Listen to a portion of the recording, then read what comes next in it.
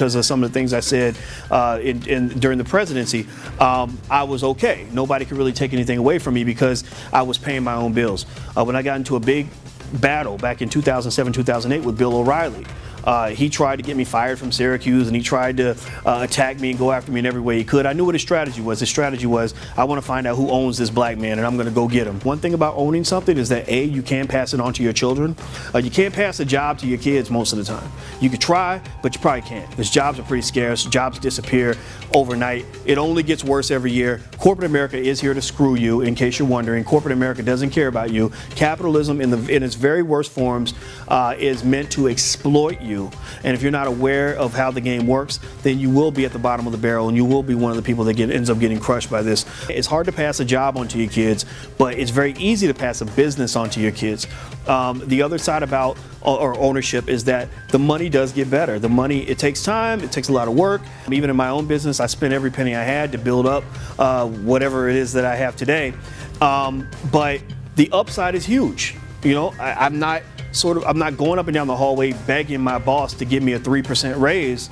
I can give myself a 50% raise by making the right business deal, making the right business move. So there's that beautiful freedom of that. There's also just the fact that you get to get up every day and do what you want to do.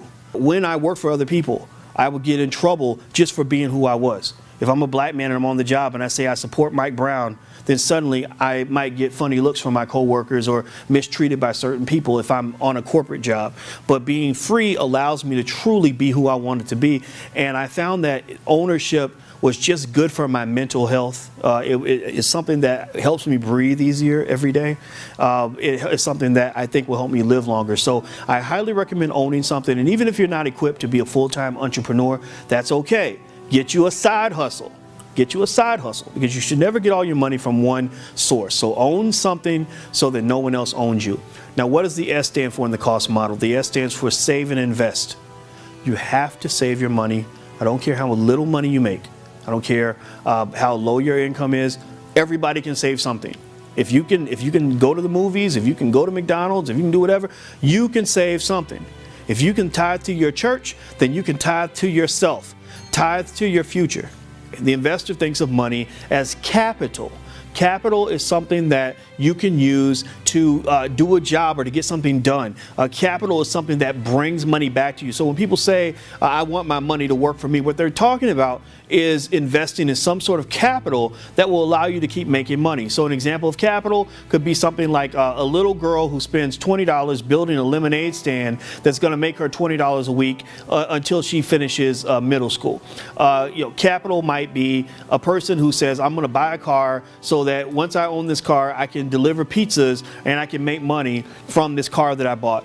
Capital could be starting a business. It could be anything that you invest your money in that allows you to make more money down the road. When I say that you should think like an investor, I'm not really saying that you can't enjoy spending money. I'm not saying that you can't even be greedy. I mean, some people are greedy when they invest. I'm not telling you, I'm not judging that one way or the other. But what I am saying is that if you think like an investor, then that means that that investor, when they get $500, they're not thinking, okay, how quickly can I get this money back to the mall? They're either thinking, okay, how can I save this money for a rainy day? Or how can I put this money into something that's going to get me more money later on? How can I buy my freedom? How can I pay the cost for my freedom right now so I can get out of my job?